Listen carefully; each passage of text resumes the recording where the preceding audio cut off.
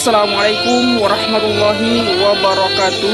Alhamdulillahirabbil alamin wassalatu wassalamu ala asyrafil anbiya'i wal mursalin sayyidina Muhammadin wa ala alihi wa sahbihi ajma'in, amma ba'du. Alhamdulillah wa syukurillah.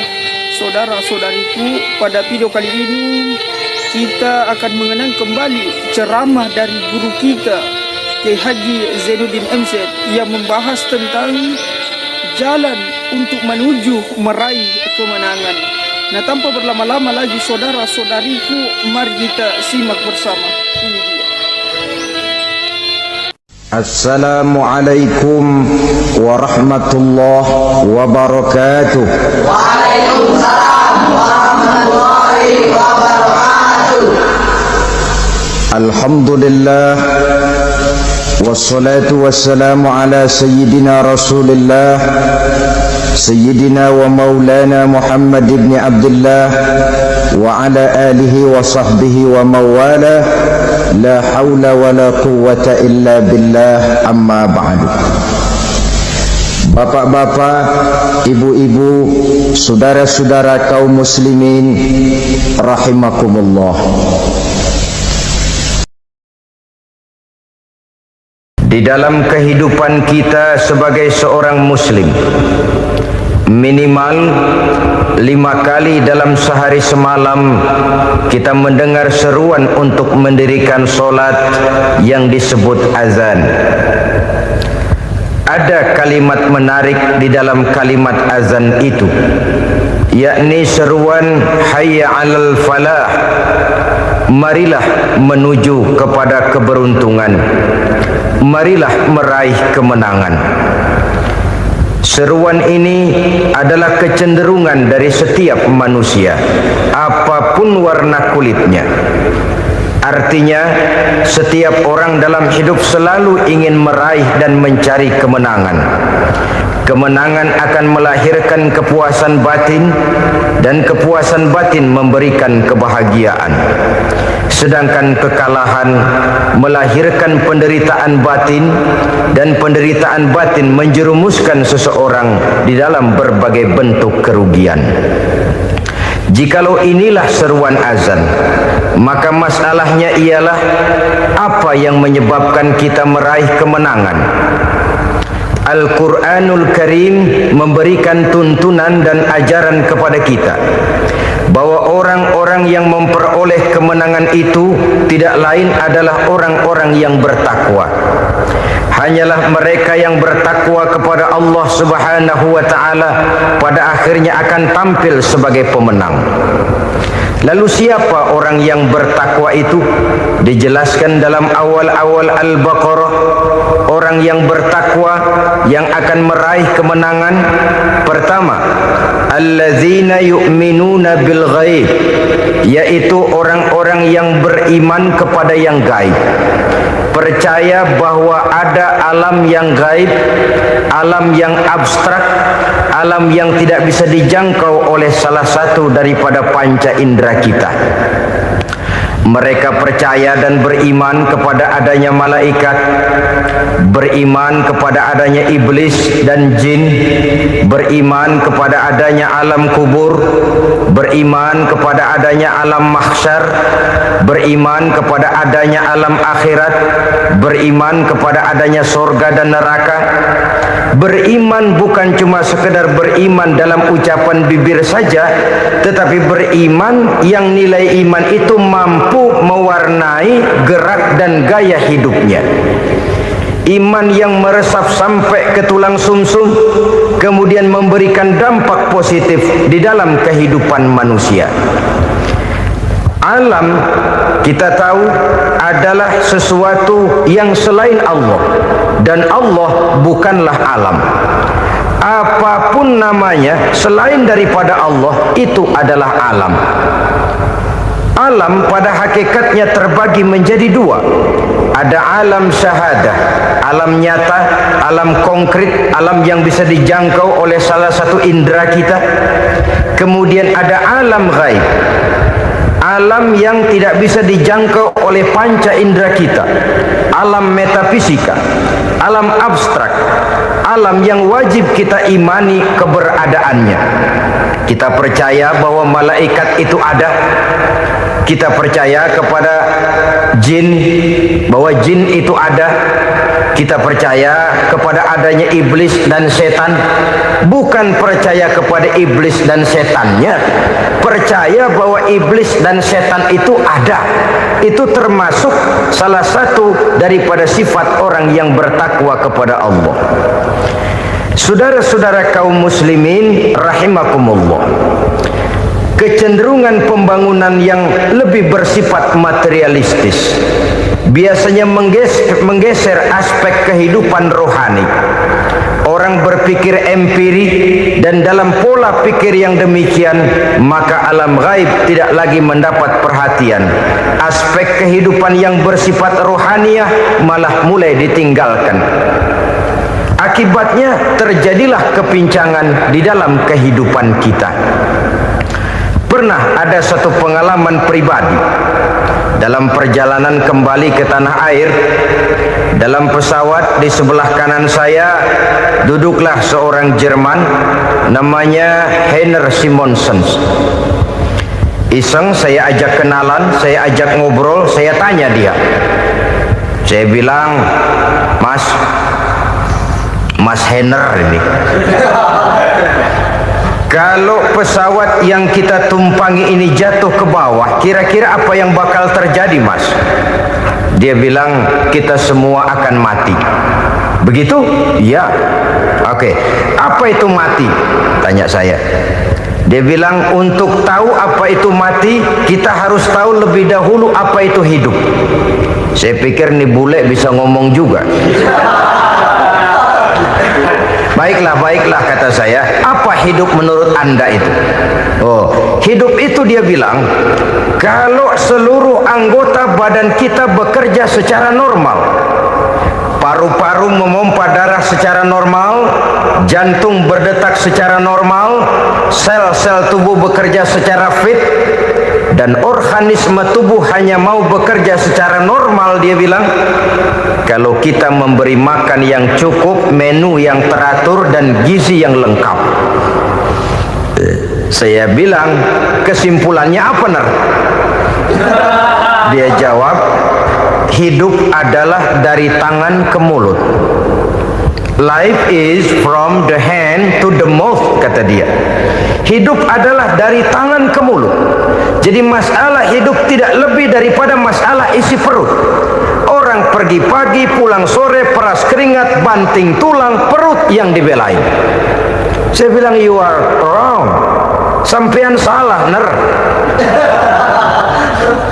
Kamu orang Islam bukan? Bukan.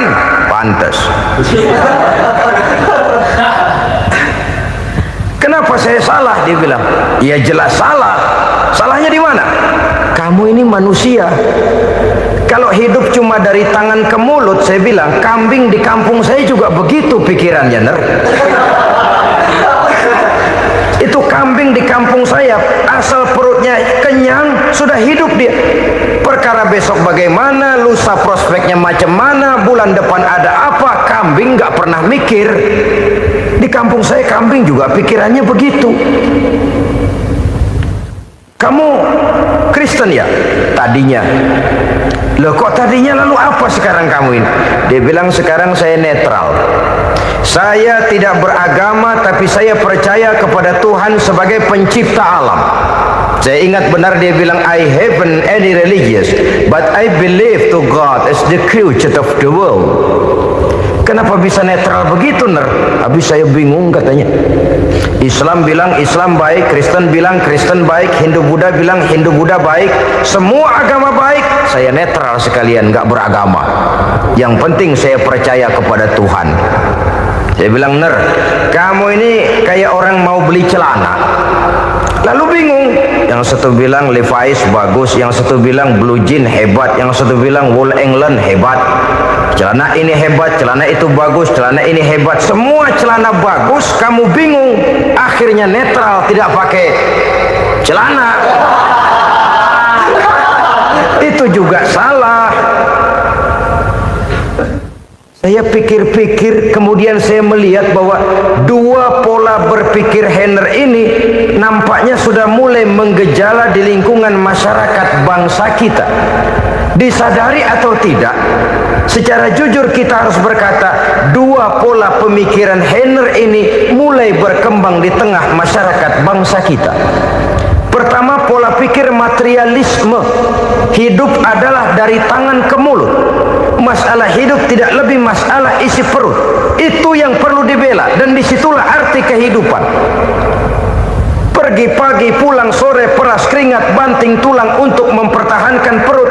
Kalau sudah kemari cara orang berpikir, maka buat apa percaya kepada yang gaib? Untuk apa sholat? Untuk apa puasa? Untuk apa zakat? Untuk apa menghadiri majelis taklim? Tanpa kepercayaan kepada yang gaib, hidup berjalan menurut alur empiris dan materialis. Kalau sudah ke sana cara orang berpikir, biasanya orang lalu cenderung menghalalkan segala cara. Hanyalah orang yang percaya bahwa akhirat ada, hanyalah orang yang percaya bahwa alam kubur itu ada, hanyalah orang yang percaya bahwa malaikat itu ada, hidupnya akan lebih terarah dan terkendali. Karena kepercayaan kepada yang gaib, yang merupakan fase daripada kehidupan setelah hidup yang sekarang ini, mewarnai gerak pribadi seseorang di dalam dia melakukan kegiatan hidupnya. Pola berpikir materialisme, disadari atau tidak, mulai menggejala di lingkungan masyarakat bangsa kita. Hidup tidak lebih dari urusan tangan ke mulut, mulut ke tangan, tangan ke mulut. Asal perut sudah kenyang, hiduplah sudah. Perkara bagaimana prospek hari yang akan datang, bagaimana akhirat, tidak jadi persoalan. Ini yang oleh Nabi diperingatkan, ad-dunya sijnul mu'min wa jannatul kafir. Dunia adalah penjara bagi orang beriman dan surga bagi orang kafir. Dulu di zaman Belanda hadis ini pernah disalah tafsirkan, disalah artikan, digunakan sebagai senjata untuk mengkebiri dan membuat impoten umat Islam. Sudahlah umat Islam gak usah macam-macam, kata Belanda. Dunia ini kan penjara buat orang Islam, surga buat orang kafir. Di penjara jangan bertingkah.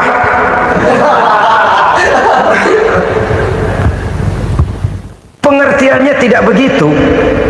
Dunia adalah penjara bagi orang mukmin. Artinya dalam kehidupan dunia seorang mukmin tidak bebas memperturutkan hawa nafsunya. Di penjara hawa nafsunya itu. Sebaliknya, surga bagi orang-orang kafir. Buat orang kafir, surgalah dunia ini. Mereka bebas memperturutkan hawa nafsunya. Dilarang tidak terlarang, dicegah pun tidak tercegah. Mereka hidup menurut alur bisikan nafsu mereka sendiri. Kemudian bila ajal datang, maut merenggut nyawa, selesailah surganya sampai di situ. Maka bagi orang-orang yang tidak percaya kepada adanya akhirat, kepada adanya alam gaib, surganya sebatas umurnya. Sekali lagi, surganya sebatas umurnya. Bila umur selesai, ajal pun datang merenggut nyawa, selesailah sudah surganya sampai di situ. Alangkah pendeknya perjalanan orang-orang yang tidak percaya kepada alam gaib ini. Bagi kita mukmin, jikalau kita mampu memenjarakan hawa nafsu, kita bisa bahagia di dunia ini. Dan Islam memang tidak menyuruh kita sengsara di dunia. Raih dunia, kejar dunia, gapai dunia sebagai alat untuk mencapai kebahagiaan di akhirat nanti. Hidup adalah satu perjalanan panjang yang terbentang sejak kita terlahir dari alam rahim sampai kepada alam akhirat nanti. Andai kata kita gagal meraih kebahagiaan di dunia, toh kita masih punya akhirat. Tapi jangan jadi dalil yang melemahkan semangat. Biarin dah kita di dunia kebelangsak, yang penting akhirat. Akhirnya dunia benar-benar kebelangsak. Bagaimana dunia ini bisa kita raih, dan bagaimana meraih dunia untuk menunjang kepentingan akhirat nanti.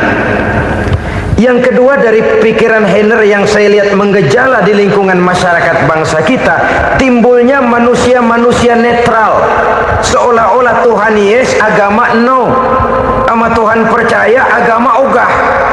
Tuhan ngangguk, giliran agama godeng. Padahal hampir dalam setiap ayat dalam Quran kata-kata amanu biasanya bergandeng dengan wa amilus sholihat, iman dan amal soleh. Ini sebagai isyarat Tuhan dan agama jangan pernah dipisah-pisah. Apabila kita bertuhan, maka kita harus beragama. Apabila kita beragama, maka agama itu harus bersumberkan dari Tuhan yang kita imani itu. Tidak mungkin kita pisah, Tuhan yes, agama no. Sama Tuhan percaya tapi agama bikin sendiri.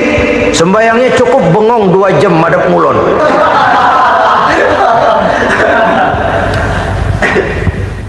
Saudara-saudara kaum muslimin rahimakumullah. Jadi dengan demikian, agama yang kita akui merupakan unsur mutlak di dalam pembangunan sekarang ini, merupakan bagian dari kehidupan yang menuntun kita bahwa di balik alam nyata ini, di balik alam syahadah ini ada alam gaib.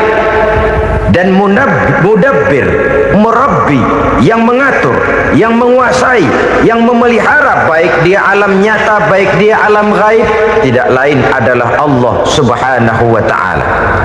Di sana ada satu super power, satu maha kekuatan yang kita perlu bersandar kepadanya. Sebagai makhluk nyata yang hidup di alam nyata, berbuatlah secara nyata sebagaimana harusnya kita berbuat. Karena Islam jelas bukan agamanya orang pemalas. Islam jelas bukan agamanya orang yang mengajarkan setelah selesai sholat boleh duduk, nggelenggem ayam-ayam, ndelohom, menghitung bintang di langit sambil menunggu keajaiban. Tidak. Islam adalah agama yang mengajarkan apabila sholat sudah selesai kamu kerjakan, bertebaranlah di permukaan bumi, cari karunia Tuhanmu. Jangan hidup berpangku tangan menunggu keajaiban, karena hidup bukan undian. Jangan berharap untung besar tanpa mau peras keringat. Tapi di sebalik itu toh kita juga harus yakin bahwa di sisi usaha nyata yang kita lakukan ada satu super power, satu maha kekuatan gaib yang menentukan berhasil dan tidaknya usaha kita. Kepercayaan kepada hal semacam inilah yang mendorong kita untuk mempunyai sandaran vertikal, agar jikalau usaha ini berhasil, kita tidak lupa diri dan lupa daratan. Jikalau usaha ini gagal, kita tidak putus asa dan buruk sangka, tidak cupik pandangan dan sempit hati, tapi mampu melihat persoalan dengan kacamata putih sambil husnuzon kepada Allah Subhanahu wa ta'ala.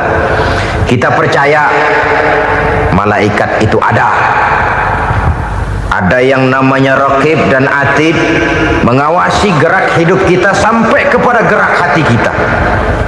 Ini memberikan sugesti agar kita berhati-hati, tidak sejengkal tanah pun kita bisa berlindung dari pengawasan raqib dan atid. Ada munkar nakir yang akan menyoal kita di alam kubur. Ada malaikat Malik, penjaga neraka. Ada malaikat Ridwan yang menjaga surga. Kita percaya kepada adanya jin, kita percaya kepada adanya setan, iblis. Percaya kepada adanya, bukan mempercayai si setan, si iblis lalu menjadikannya sebagai teman. Tidak. Percaya bahwa mereka itu ada dan merupakan makhluk Allah yang gaib yang diciptakan Allah Azza wa Jalla.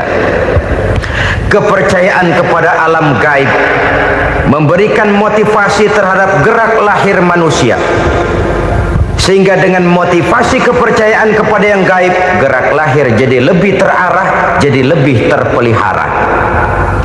Pernah seseorang bertanya, "Pak, apakah adanya akhirat bisa dibuktikan secara ilmiah?" Saya bilang tidak bisa, tidak bisa. Kenapa? Karena yang berangkat nggak pernah pulang kembali lagi. Kalau dia pulang kemari bisa kita tanya bagaimana enak di sono. Cuma secara moral saya katakan, lebih beruntung orang yang percaya kepada akhirat daripada yang tidak. Sekarang saudara percaya akhirat ada, lalu saudara baik-baik di dunia, sholat, puasa, zakat, menolong orang lain, menebarkan kebajikan.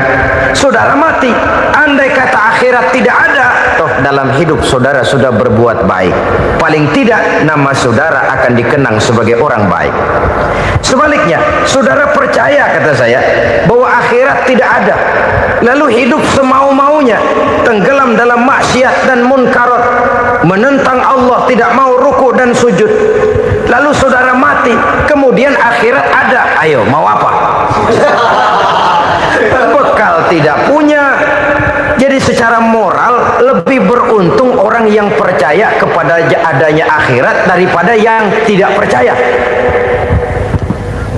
Dan itu alam gaib yang tidak bisa dibuktikan secara eksat. Jangankan untuk membuktikan seperti itu, dalam kehidupan sehari-hari saja yang kita rasakan tidak selalu berbentuk toh. Angin, bagaimana sih bentuknya angin? Kita tidak tahu. Merah, buktinya kalau dikerok merah. Yang merah itu kulit, yang kulit kita bukan anginnya. Sakit, rasa sakit itu ada, tapi bagaimana bentuk sakit kita nggak pernah tahu. Kalau kita makan cabai pedas, bagaimana bentuk pedas itu tidak ada, tapi rasa ada. Bentuk pedas hijau, cabenya bukan pedasnya. Tidak semua yang kita rasakan bisa kita gambarkan dalam bentuk yang konkret. Oleh karena itu, sekali lagi bahwa kepercayaan kepada alam yang gaib mampu memberikan satu sugesti yang menata kehidupan seseorang lebih lurus, lebih terarah, dan lebih terkendali. Maka wajar kalau kepercayaan kepada yang gaib mengantarkan seseorang untuk meraih kemenangan. Kenapa? Dia percaya kepada yang gaib, bahwa akhirat ada, bahwa alam kubur ada, bahwa pertanggungan jawab itu ada. Maka dia lalu tidak hidup saenae udele dewe, gitu loh. Tidak hidup menurut seleranya sendiri, terarah, teratur. Ini cirinya yang pertama. Orang bertakwa yang akan meraih kemenangan, mereka beriman, mereka percaya kepada yang gaib. Bahkan hal-hal konkret saja selalu berangkat dari yang gaib. Saudara-saudara, para remaja, para pemuda sekarang ini tidak pernah tahu toh siapa yang akan jadi teman hidup saudara. Kita bisa saja ngerancang, mentargetkan, tapi toh akhirnya yang namanya jodoh bukan kekuasaan kita. Rezeki di luar kemampuan kita. Begitu juga ajal.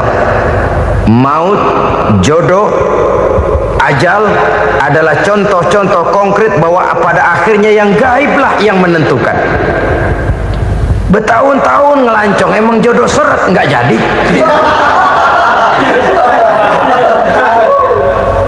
Begitu kenal baru setengah malam nginep ditangkap hansip kan? Hal-hal semacam itu kadang-kadang kita berpikir suuzon, gilet, perempuannya cakep banget, lakinya rebek amat. Memang begitulah jodohnya. Memang begitulah jodohnya. Saudara hadirin ma'asyiral muslimin yang saya hormati, jadi hal-hal yang konkret saja kita yakini sepenuhnya ditentukan oleh satu superpower yang gaib itu tadi.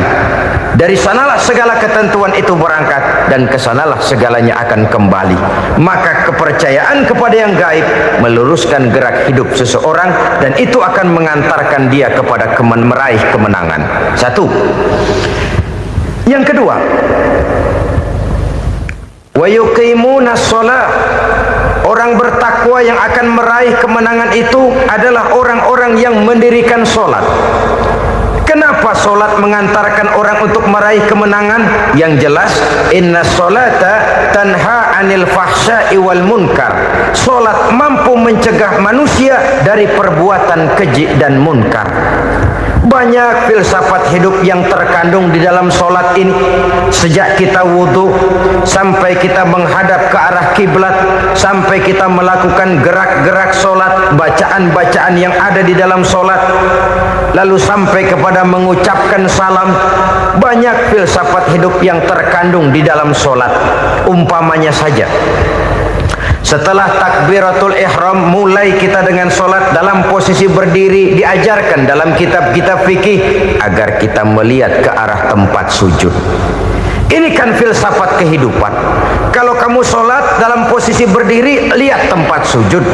Jangan solat mata jelalatan, sebab nanti bisa mengurangi kekhusyuan. Jadi wajar kalau yang dikatakan bahwa yang paling afdol adalah shaf yang di depan. Kenapa? Secara harfiah pengertiannya akan lebih mengundang kekhusyuan. Kenapa? Kalau kita di shaf paling depan di masjid umpamanya paling banter kita lihat tembok. Tapi kalau kita shaf di tengah atau di belakang, orang-orang di depan kita pun akan kelihatan. Yang bajunya loreng, yang bajunya genggang, yang bajunya macam-macam. Kita lihat, kadang-kadang kita pikirin, ada yang bajunya bolong. Kita sholat tapi dalam hati, ini orang bajunya robek yang nggak tahu apa. Ada saja hal-hal yang mengusik kekhusyuan kita. Oleh sebab itu diajarkan dalam posisi berdiri, lihat, arahkan pandangan matamu kepada tempat sujud. Ini kan filsafat kehidupan. Maksudnya apa? Kalau lagi diri, lihat dong tempat sujud. Kalau udah di atas, ingat dong sama yang bawah. Kalau sudah tinggi, ingat dong dari mana kamu berangkat. Kalau sudah berkuasa, bantu dong yang lemah. Kalau sudah kaya, santuni dong yang miskin. Kalau sudah alim, bimbing dong yang awam. Ini filsafat kehidupan. Dalam posisi berdiri, kau lihat tempat sujud. Ini akan melahirkan kepekaan sosial, di mana seseorang mau tahu kepada orang lainnya. Bagaimanapun kaya kita, tinggi pangkat dan jabatan kita, jikalau hidup hanya untuk kepentingan perut sendiri saja, rasanya belum membawa manfaat di dalam kehidupan kita. Tapi efek yang tertinggi sesungguhnya, solat mencegah manusia dari perbuatan keji dan munkar. Perbuatan keji dan munkar, walaupun kelihatannya mendatangkan uang, membawa keuntungan, tapi itu keuntungan semu, keuntungan sementara. Dengan menipu orang lain kita bisa dapat untung, tapi tidak membawa berkah. Dan itu adalah kerugian besar dalam kehidupan kita.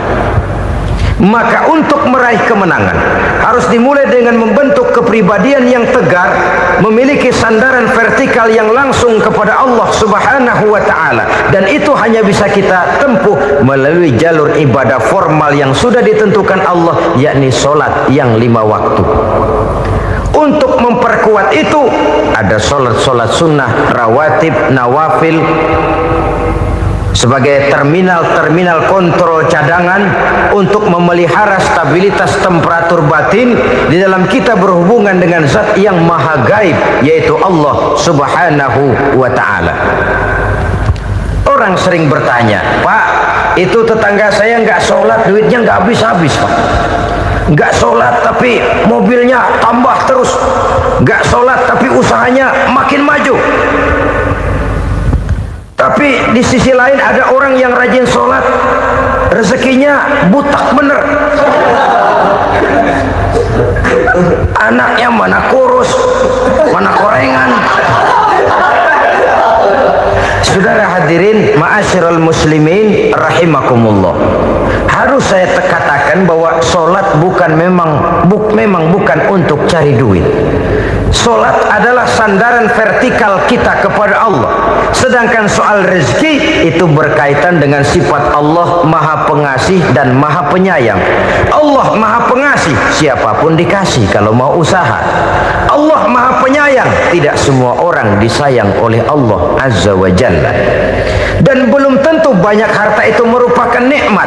Mungkin juga istidraj. Artinya istidraj itu dikasih tapi diambulin, kalau bahasa Betawinya itu. Dikasih tapi diambulin, itu bukan merupakan nikmat sesungguhnya, lebih merupakan azab dari Allah Subhanahu wa ta'ala.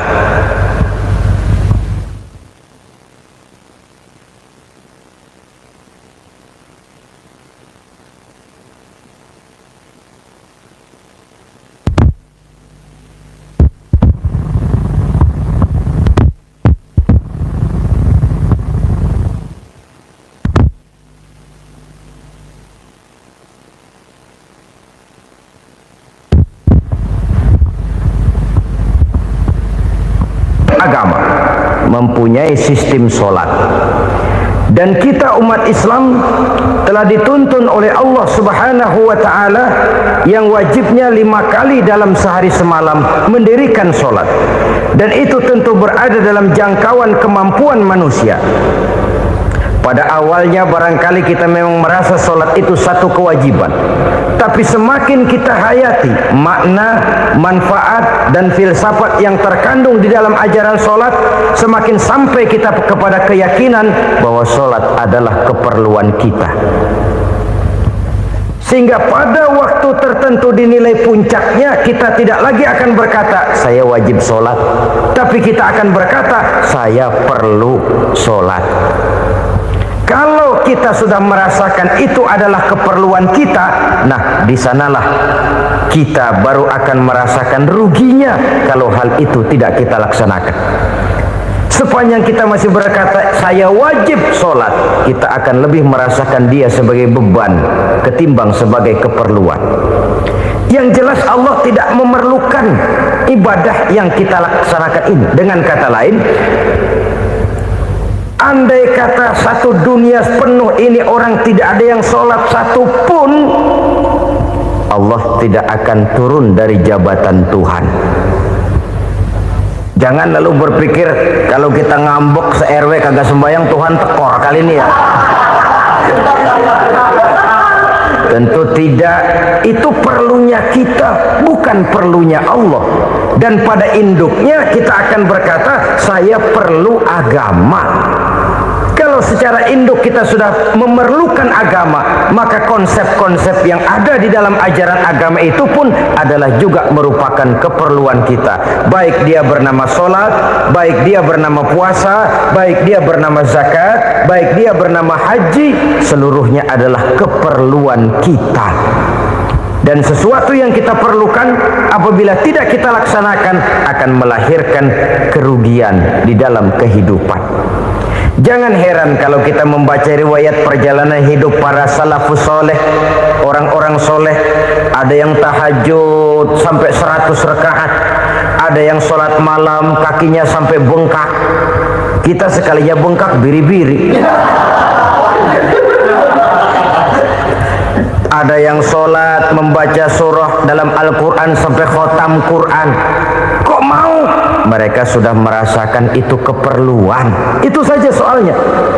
Satu saat pun jikalau kita merasa bahwa itu keperluan saya, kita pun akan melaksanakan seperti itu.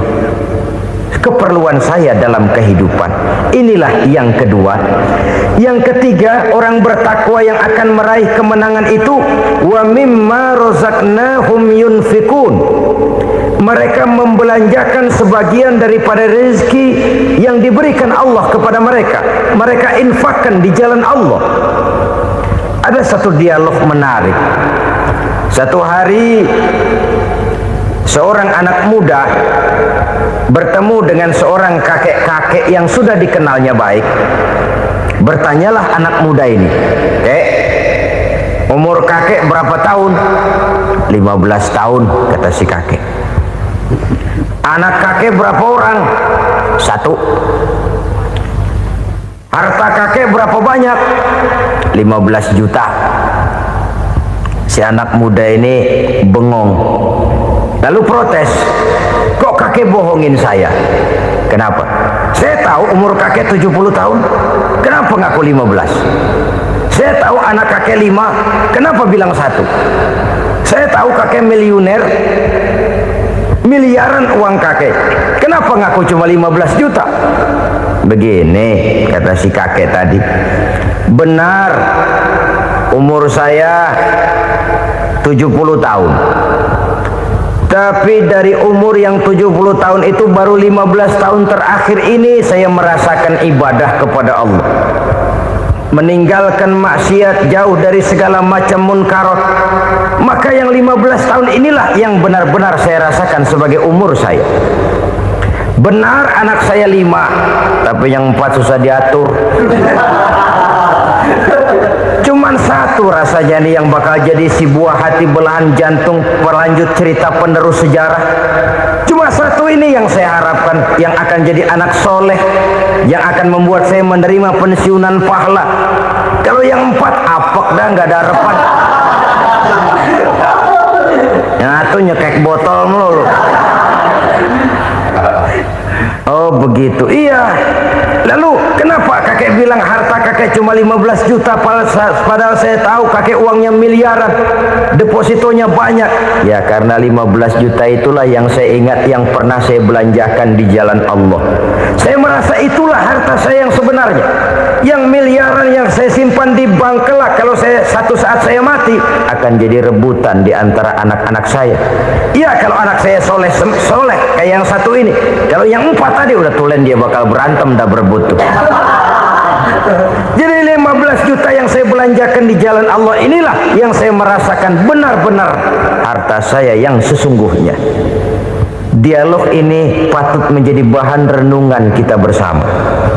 Diberikan kita umur 40, 50, 60, 70, 80. Berapa tahun dari umur yang diberikan itu yang jalan mulus, yang kita gunakan untuk melaksanakan ibadah? Banyak harta kita simpan di bank, di lemari, di dompet, di tas. Tapi berapa yang sudah kita depositokan di jalan Allah yang akan menemani kita di hari kita kembali nanti?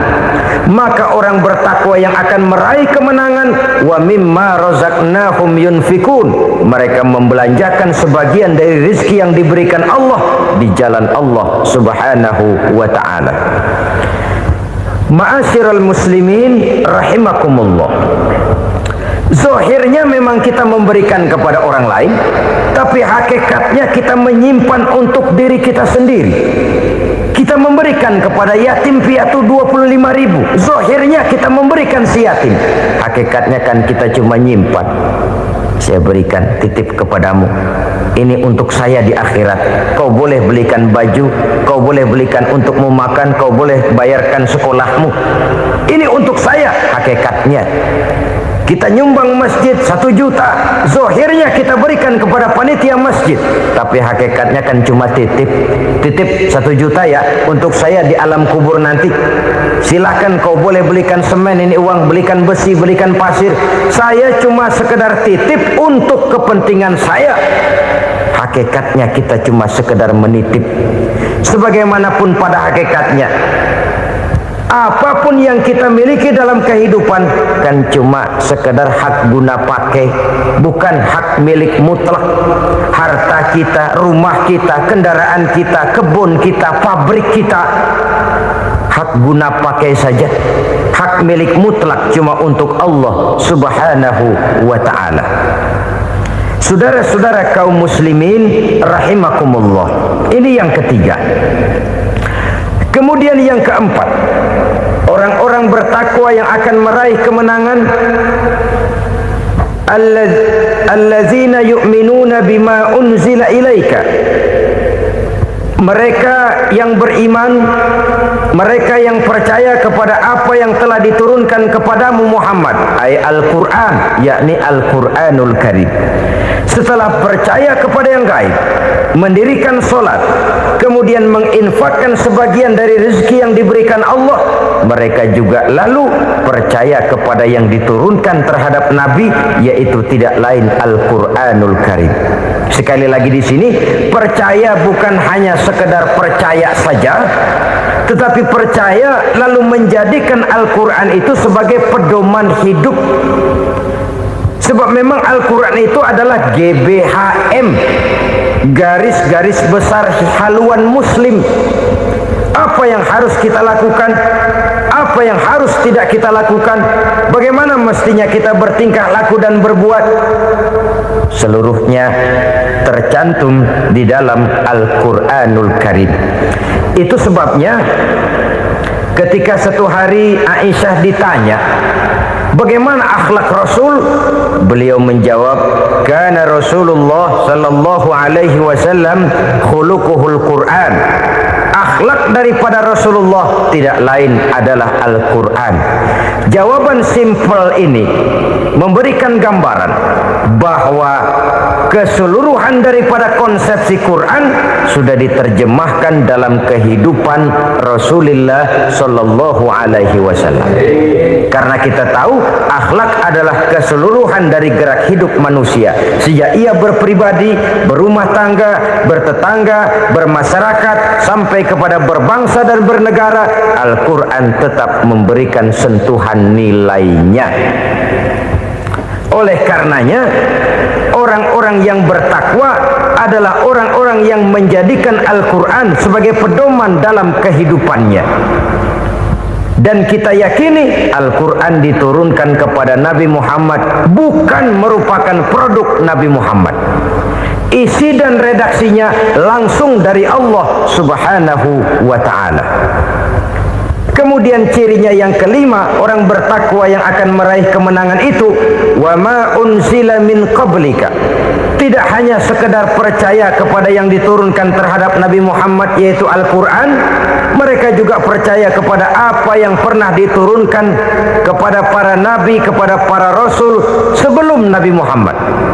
Percaya kepada adanya suhuf, percaya kepada adanya Taurat, percaya kepada adanya Injil, percaya bahwa Allah dahulunya sudah menurunkan Taurat kepada Musa, percaya bahwa Allah sudah menurunkan Injil kepada Isa, percaya Injil ada, Taurat ada, diturunkan Allah untuk Isa dan Musa, tetapi tidak wajib mengamalkannya karena kita sudah diberikan Al-Quranul Karim. Ini yang perlu saya garis bawahi. Kita percaya Allah telah menurunkan Injil dahulu kepada Isa. Kita percaya bahwa Allah telah menurunkan Taurat dahulunya kepada Nabi Musa. Kadang-kadang ini dijadikan dalih, dikacaukan pengertiannya. Quran saja mengajarkan bahwa orang yang bertakwa harus percaya kepada Injil, maka pakailah Injil. Apalagi kalau ayat sebelumnya ditilap, dihapus, dihilangkan, Injilnya yang ditekankan, maka akan terjadilah penekanan yang salah arah. Karena salah arah akhirnya bisa merusak dan menghancurkan akidah. Ketika Rasul suatu saat pernah ditanya orang, "Ya Rasul, bagaimana sikap kita sebagai muslim terhadap Injil yang ada sekarang?" Beliau menjawab, "La tukadzibuhu jami'an wa la tusaddiquhu jami'an." Jangan didustakan seluruhnya, jangan juga dibenarkan semuanya. Artinya, ini sudah merupakan gambaran dari Rasul bahwa dalam Injil yang ada sekarang masih ada ajaran-ajaran tauhid yang dibawa oleh Nabi Isa dan diajarkan kepada umatnya. Tapi juga dalam Injil yang sekarang ini sudah terkena intervensi dan investasi manusiawi. Karena itu Rasul menyimpulkan, la tukadzibuhu jami'an wa la tusaddiquhu jami'an. Jangan didustakan semua, jangan dibenarkan seluruhnya. Kita memang percaya Allah telah menurunkan Injil kepada Nabi Isa dulu, tapi kita tidak wajib mengamalkan Injil. Kita percaya Allah telah menurunkan Taurat kepada Nabi Musa, tapi kita tidak wajib mengamalkan kitab ajaran Taurat. Yang wajib kita percayai dan kita amalkan hanyalah Al-Quranul Karim. Kenapa? Oleh karena baik yang ada di dalam Taurat, baik yang ada di dalam Injil, tentu tercakup di dalam Al-Quran sebagai kitab terakhir yang diturunkan oleh Allah Subhanahu wa ta'ala. Dan itu wajar. Kalau seorang pejabat mau mengeluarkan satu keputusan baru, tentu dia harus meninjau keputusan-keputusan lama. Andai kata dianggap tidak berlaku, dianggap tidak relevan lagi, maka keputusan-keputusan lama itu tentu sudah dianggap tidak berlaku. Sebagian daripada aturan-aturan dalam keputusan lama yang masih dianggap relevan tercantum dalam keputusan baru yang wajib diamalkan. Begitulah hubungannya antara Al-Quran, Taurat, Zabur, dan Injil. 4 kitab samawi yang diturunkan Allah masing-masing kepada Zabur untuk Nabi Daud, Taurat untuk Nabi Musa, dan Injil untuk Nabi Isa alaihi wassalatu wassalam. Ketiga-tiga kitab itu kita percayai adanya. Kita yakini Allah telah menurunkan Zabur, Taurat dan Injil. Tapi kita tidak wajib mengamalkannya. Yang wajib kita mengamalkannya sekarang ini tidak lain hanyalah Al-Quranul Karim saja. Karena ia mencakup apa yang ada di dalam Zabur, apa yang ada di dalam Taurat, dan apa yang ada di dalam Injil. Keotentikannya bisa dipertanggungjawabkan. Ya, tapi kan Nabi Muhammad sudah mati 14 abad yang lalu, dan di zaman beliau Al-Quran kan belum dikodifikasikan, belum ditulis. Bagaimana keotentikannya bisa dipertanggungjawabkan? Mudah saja. Allah berjanji, inna nahnu nazzalna dzikra wa inna lahu lahafizun. Kami yang menurunkan Al-Quran dan kami yang akan menjaga dan memeliharanya. Allah turunkan Quran, Allah menjaganya. Bagaimana cara Allah menjaga Al-Quran itu? Banyaknya orang-orang yang hafaz Al-Quran. Hafaz Al-Quran 30 juz, 114 surah, 6.666 ayat. Sehingga jangankan satu kata, jangankan satu ayat, satu kalimat saja berubah sudah akan timbul reaksi dan mudah dimengerti. Kenapa? Banyak orang-orang yang hafaz Al-Quran. Sedangkan pada setiap akhir tahun biasanya malaikat Jibril selalu mengadakan checking terhadap ayat-ayat yang diturunkan pada waktu itu. Di zaman Nabi sendiri sudah ada usaha kodifikasi. Dan yang lebih luar biasa lagi, sampai hari ini tidak seorang pun mampu membuat satu ayat saja semacam Al-Quran. Ke bahasa manapun dia diterjemahkan, naskah aslinya tetap ikut. Rujukan dasarnya tetap ada. Berdasarkan itu, maka tidak mungkin terjadi penyelewengan terhadap atau pemalsuan terhadap ayat-ayat Al-Quranul Karim. Kesuciannya, keotentikannya, kemurniannya bisa dipertanggungjawabkan. Ma'asyiral muslimin rahimakumullah. Oleh karenanya, konsepsi dasar daripada ajaran Islam ini memang tidak lain adalah Al-Quran dan Sunnah. Isi daripada agama Islam yang merupakan iman, Islam dan ihsan, konsepsi dasarnya tidak lain adalah Al-Quran dan Sunnah Rasulullah Sallallahu Alaihi Wasallam. Maka yang kita perlukan sekarang ini adalah terjemahan Al-Quran di dalam kehidupan kita. Dengan demikian, maka gaya kehidupan yang lebih Qurani itulah yang kita dambakan.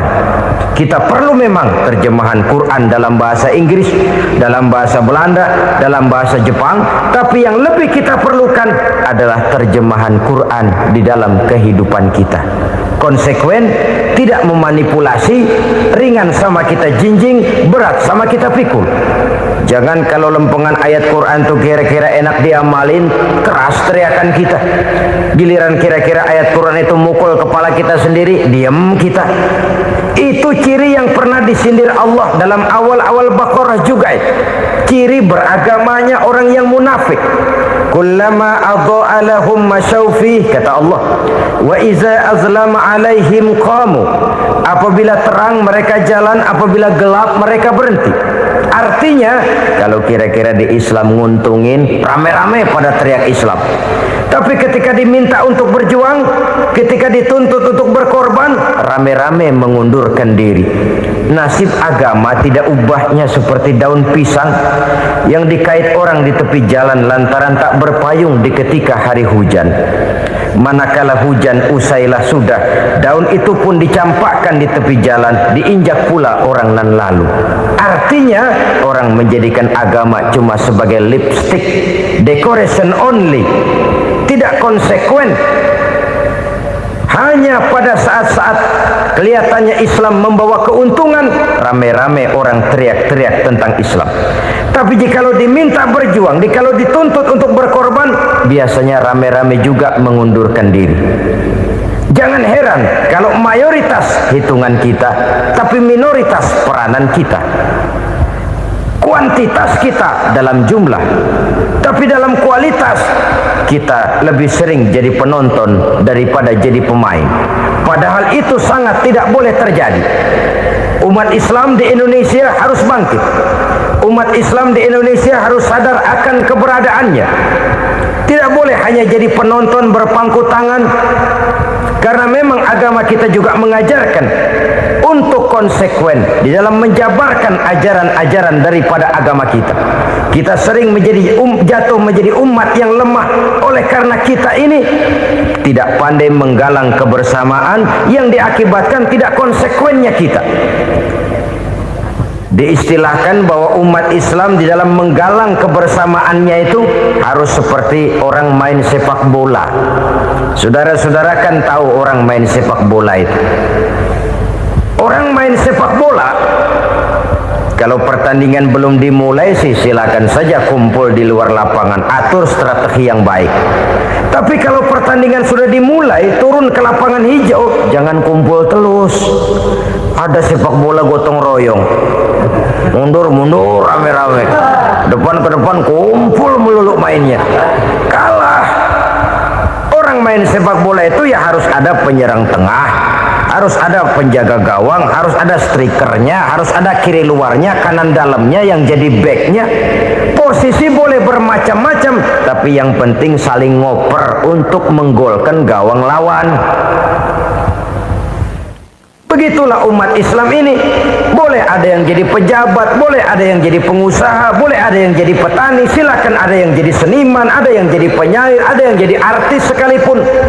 Tapi kalau sudah berhasil menguasai bola, jangan lupa operannya. Operan itu yang langka. Kita ini muslim kadang-kadang kalau sudah memegang menguasai bola, kalau belum mau mampus, belum mau ngoper. Nanti kalau sudah nggak punya bola, baru mau ngoper. Kalau sudah dengar-dengar mau dekat pensiun, baru mau jihad, baru mau berjuang, baru mau ngurus pesantren. Tanda tangan sudah tidak laku, memo sudah tidak dihargai, baru mau berjuang. Kemarin kemana mas? Kita tidak pandai memanfaatkan posisi. Dengan kata lain, kalau kembali kepada persoalan kita, konsekuensi kita terhadap agama yang kita anut ini belum ideal. Kita masih lebih sering berislam ini pada saat-saat yang menurut perhitungan kita membawa keuntungan. Tapi kalau diminta berjuang, dituntut berkorban, yang itu pun hakikatnya adalah untuk kepentingan kita juga. Allah tidak pernah menuntut kita untuk jihad bagi kepentingan Allah, itu tidak. Berjuang menegakkan agama Allah, apakah untuk kepentingan Allah? Tidak. Untuk kepentingan kita. Sebab nilai-nilai jihad itu pada akhirnya akan membawa kita kepada suatu kebahagiaan. Setidaknya kalau tidak di dunia, tentu di akhirat sebagai syahid. Oleh karena itu, pada bagian akhir ini saya ingin mengajak, marilah kita konsekuen. Sekali kita berkitabkan Al-Quranul Karim, mari dia kita jadikan pedoman. Jangan cuma kita jadikan sebagai penghias dinding, pelengkap rumah, bahwa di rumah kita ada Al-Quran, tapi yang baca kecoa. Habis pada bolong tuh Quran. Yang penting kan punya Quran. Ditaruh di pintu rumah, biar apa? Biar kuntilanak kagak masuk katanya. Ya, apa itu nasib Quran? Cuma kerjanya jaga pintu, ngusir kuntilanak, ngusir memedi. Bagaimana kita hidup menurut tuntunan Al-Quran? Kadang-kadang tidak pernah menjadi masalah bagi kita. Maka bagaimanakah Al-Quran akan mungkin membawa keberkahan dalam hidup kalau ajarannya kita injak-injak dalam keseharian kita? Mewujudkan gaya hidup yang lebih Qurani, itulah yang akan kita rintis di dalam kehidupan kita, bertahap, step by step, menurut kemampuan yang ada pada kita. Jika jalan ini tidak bisa kita selesaikan, percayalah akan ada generasi penerus yang akan melanjutkan usaha dan cita-cita mulia itu. Jadi percaya kepada Taurat, percaya kepada Injil, sekadar percaya Allah dahulunya sudah menurunkan itu, tapi kita tidak wajib mengamalkannya. Kenapa? Generasi Injil masa berlakunya sudah kedaluarsa. Taurat masa berlakunya sudah kedaluarsa. Injil pernah berlaku untuk orang Nasrani di zaman Nabi Isa. Taurat pernah berlaku untuk orang Yahudi di zaman Nabi Musa.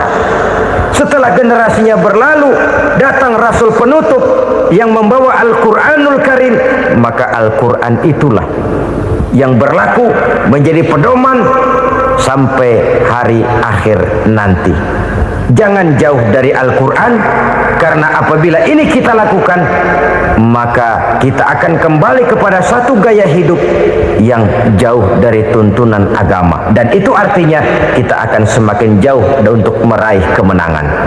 Saudara-saudara kaum muslimin rahimakumullah, yang keenam, yang terakhir, orang-orang bertakwa yang akan meraih kemenangan itu wabil akhirati hum yuqinun.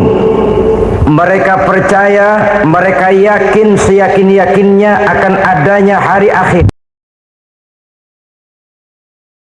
di mana seseorang akan mempertanggungjawabkan seluruh perbuatannya di dalam hidup ini.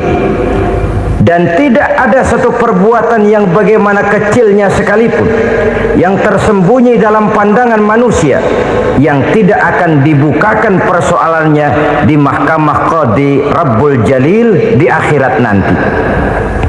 Itulah sebabnya maka percaya kepada akhirat disebut secara khusus.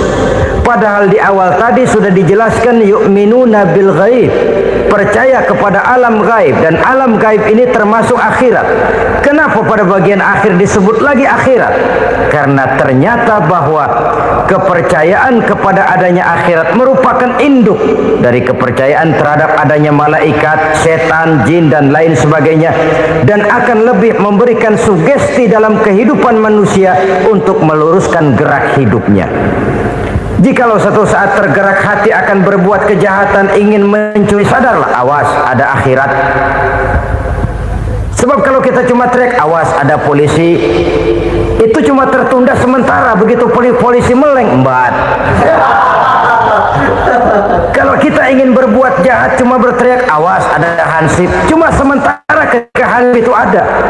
Tapi kalau ceritanya awas ada akhirat, mau menyeleweng awas ada akhirat, mau berjudi awas ada akhirat, mau mencuri awas ada akhirat. Keyakinan yang akan meluruskan gerak hidup manusia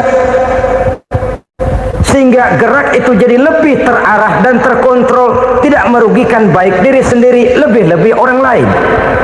Ternyata bahwa kepercayaan kepadanya adanya hari akhirat sanggup menjadi sumber daya kontrol dari kehidupan manusia, sehingga ia tidak terjebak dalam perbuatan maksiat dan munkarat. Saudara-saudara kaum muslimin, inilah saja yang kita bicarakan pada pertemuan kali ini. Semoga Allah Subhanahu wa taala memberikan kekuatan zahir dan batin kepada kita untuk dapat meraih kemenangan dengan beriman kepada yang gaib, mendirikan solat, membelanjakan sebagian dari rezeki yang diberikan Allah, percaya kepada Al-Quran, beriman kepada kitab-kitab yang diturunkan sebelum Al-Quran, lalu meyakini adanya hari akhirat. Terima kasih atas segala perhatian, mohon maaf atas segala kekurangan. Usikum wa nafsi bitaqwallah. Wassalamu alaikum warahmatullahi wabarakatuh.